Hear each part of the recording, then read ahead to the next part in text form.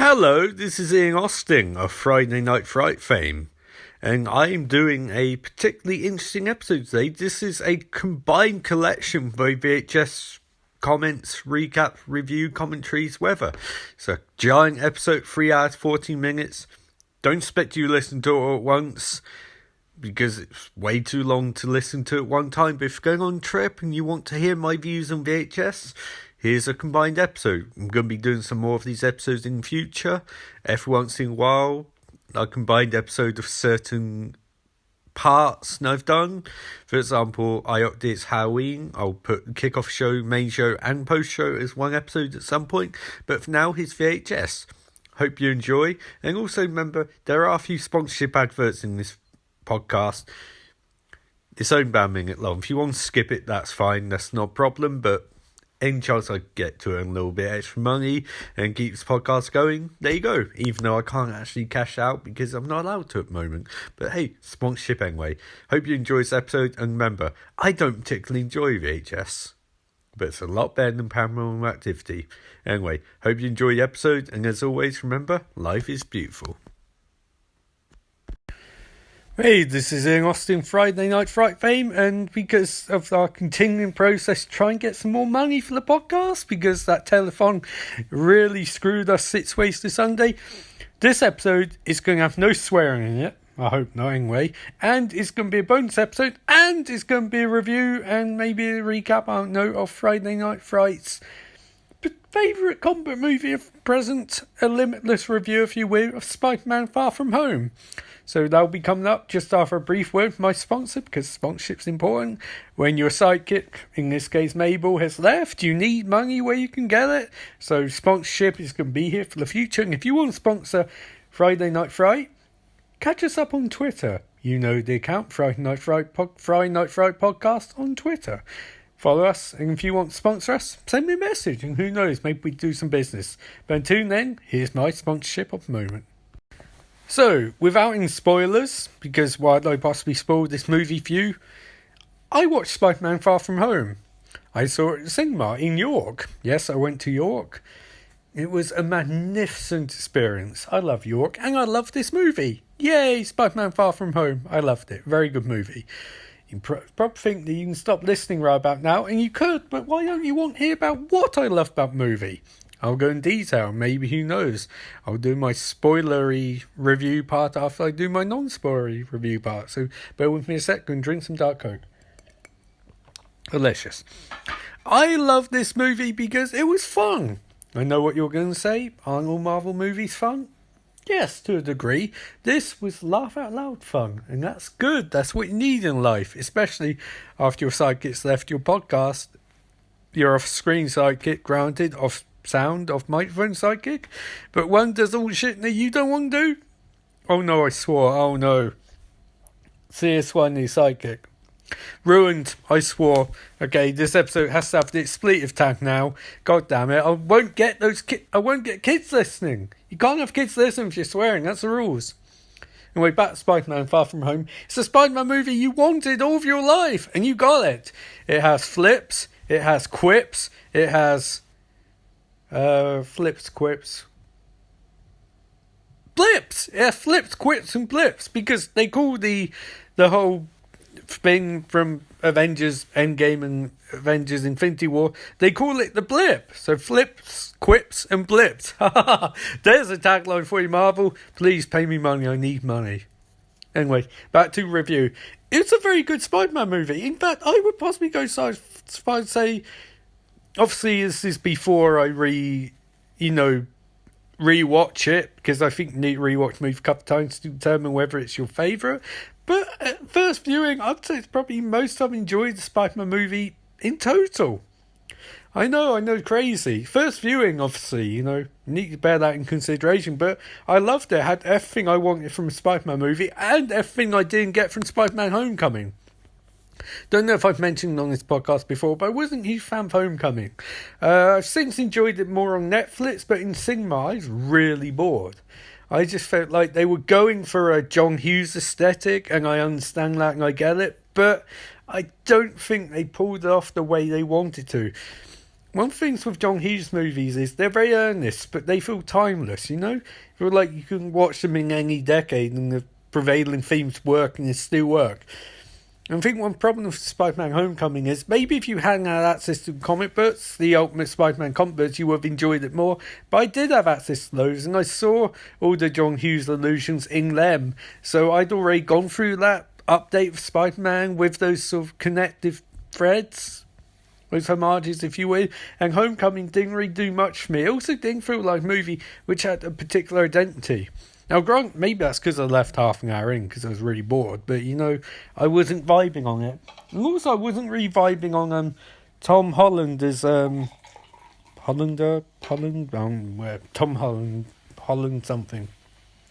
Tom. I wasn't vibing on Holland Tom as Spider-Man. That's not his fault. He's clearly a very good actor and did a decent job in Civil War, but I just felt like there was nothing that movie brought to the table that other Marvel movies didn't bring better. It's like they weren't entirely sure what they were doing. You know, it was trying to introduce him but not introduce him, and Aunt May but not introduce Aunt May and all of that. And then there's the going round circle with regards to Uncle Ben, and it was like, eh. But having seen Infinity War and Endgame, and now realise what they were doing, where they were doing like a multi-movie arc to introduce Spider-Man to the Marvel Universe. So that when we got this movie, this was like the first time we've really seen Spider-Man in Marvel Universe, you know? And I think in that regard, they did a good job. It was really fun, really enjoyable. Seeing Spider-Man play with Nick Fury was fantastic. Really, really funny.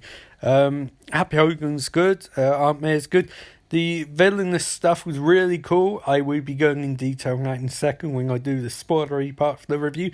But what I would say for now is Jake Gyllenhaal was absolutely fantastic. And I bought every second of him and Peter Parker completely, utterly, hook, line, sinker, bought it. And it was great. I really enjoyed it. I definitely recommend it. Don't want to be spoiled. Go and see it. It's funny, it's clever, it's action-packed. It's got a really good plot. It follows on from Avengers in Endgame really well, and also seems to set up some of the idea of where future would go in terms of Marvel. So definitely go and see it. 4 out of 5, 4 out of 5 Friday Night Frights. And despite my troubles and my woes with this podcast, I was able to get out of myself for a couple of hours and enjoy a movie. So definitely recommend it. Go see Spider-Man Far From Home. And if you won't be spoiled, I'll be back in a few seconds.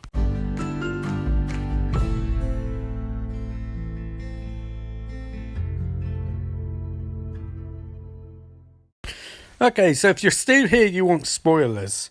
So spoilers are going to be from this point forward. So if you don't want to listen to spoilers, I will listen from the 20-second portion of this little section onwards. I did love this movie. I really enjoyed this movie. I'm going to go in detail about what I enjoyed about it right now. Okay, so I love this movie because I love when Marvel really play with the idea of these characters. Because in this movie, it did such a great job of having Mysterio, played by Jake Gyllenhaal, aka Quentin Beck. He did such a great job building up him as this character. And you're like, at some point, you're thinking, if you know comic books, you know he's a villain in comics. And you're trying to figure out, are Marvel going to play us? Are they actually going to go full width with him as a hero? And then they resolve the core plot with the Elementals. And you're thinking, They have to pull the lever. They have to go there. I mean, we've got half hour of the movie left, 45 minutes actually. They have to go there, surely. And then there's a bit of doubt, and then you get a cool moment where Spider-Man puts his full trust in him, and then they reveal who he really is, and it's such an awesome moment where he reveal exactly what his plan is. So cool, and all tie-backs to our earlier Marvel movies and Civil War of Tony Stark's bath technology, and just the general vibe of like his ridiculous speech about who he is and what he's doing, what he's aiming to achieve. It goes on for so long that it becomes amazing, because it's like these characters know it. Him and his crew know what he's doing and what his plan is. They explain it to the audience, and it sounds silly, and it is. And it's kind of like, in terms of the universe, it makes no sense they would explain this. But in terms of the story and watching it live, it's so funny that you get this giant exposition dump as Jake Gyllenhaal gets more and more worked up. And it leads to some unbelievable Mysterio level manipulations of Spider-Man. I mean, proper full on. This shit is straight out of a comic book, and at times it gets a bit exasperating. Just like, how can he pull this off? He doesn't actually have magical powers. It's an illusion. And then you think, tricks, illusions, tricks are for whores. You know, if you think that, then you watch the movie. But I really enjoyed that. I thought Gyllenhaal was amazing in the movie. He really did a great job, because you can believe someone like him would be in a Marvel movie as one of the main characters. Like, in slightly different time frame, he could have easily played Doctor Strange, you know? So you buy him as like one of these characters, and especially since he made Zodiac with Ruffalo and Rob Downey Jr. I mean, he was the last member of Trinity of the David Fincher's best movie to be in the Marvel Cinematic Universe, and he plays Mysterio. It's villain. It's cool. Also loved the idea that Nick Fury was haranguing Spider-Man the whole time, and then the twist at the end of the trailers, which I won't go in detail on. You know, I won't go in detail on that. You just need to see the movie for that.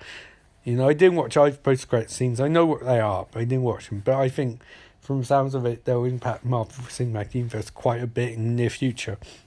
But yeah, I just thought that's great. I thought the stuff with May and Happy Hogan's really funny. You know, Jon Favreau's a very good comic actor, and I think Marissa Tomei getting a bit more to do is fun. Although I did not care for the fact that they've completely shrugged off that she knows Peter Parker's Spider-Man. I get that Blip impacted that a fair bit, but at the same time, it's like that could have given her some real dramatic material to work with, and they just shrug it off. It's like, okay, it's fine, you know. It's nice that she got over it quickly, but we haven't got to see it. So it's a bit like with Uncle Ben, where these two things clearly have influenced how Peter is acting at this stage, but they're not shown to us, they're just told, which is a bit annoying. Also thought the deification of Tony Stark was a bit weird, because, I mean, he's not coming back, he's done, he's finished.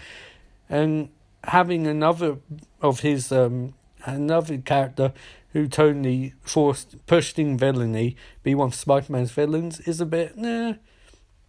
No, I get criticism of that, but at the same time, I like the idea that Peter Parker's picked up this legacy to an extent, and I like the fact that he's run with it. He's clearly the big superhero Marvel now. I know Captain Marvel is the big powerhouse, but Spider-Man's always going to be Marvel's number one.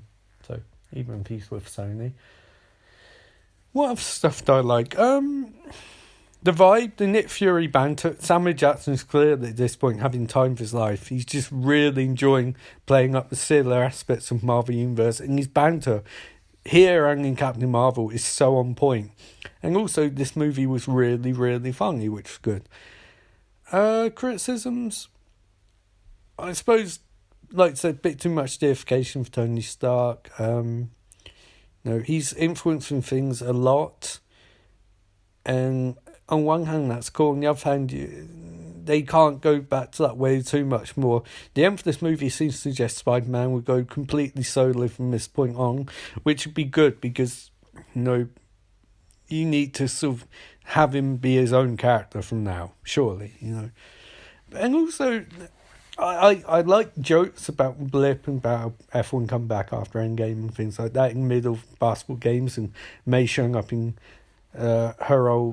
their old flat or house or whatever 5 years later when there's somebody living there. I thought that stuff was interesting, but at the same time it doesn't feel like the whole Blip thing's going to be a particularly big plot point, although maybe it will be. Maybe when we get to like the movies set in 2023 Marvel Universe, will be a bit more apparent that it's part of the overarching story. But I feel like Marvel's working on something for a big long form story, and they're just taking their time getting there. And why wouldn't they? I mean, our movies at the moment are being made in like 2019, and they'll come out, and then they'll eventually get to 2023 in real time, and then they'll probably do big stories from there. So they got a bit of leeway, but it's not quite universe shattering event you'd think it'd be. Always people come back, but at the same time they've got 8 months. They've also pushed 8 months later, so who knows? Maybe it'll be something interesting when we catch up to them in terms of real time to 2023. Plus, got the Disney Plus shows. So yeah, I really enjoyed it. I thought the twist was amazing. I hope they can find some way to bring Jake Gyllenhaal back as character. That'd be really cool because he's a really good villain. But at the same time, Spider-Man's got so many villains, they should just focus on them for a while, Plus, since the six could be the next Spider-Man movie, that'd be really cool. And the way this movie ends, post-credit stuff, there's a lot of dramatic potential future Spider-Man movies, so that'll be good. Anyway, this is Ian Austin, Friday Night Fright, signing off. This was not quite kid-friendly podcast I anticipated making, but it's free content and it's a good advertisement for my future Patreon, where when it actually gets set up, there'll be more stuff like this on there. But for now, remember, life is beautiful.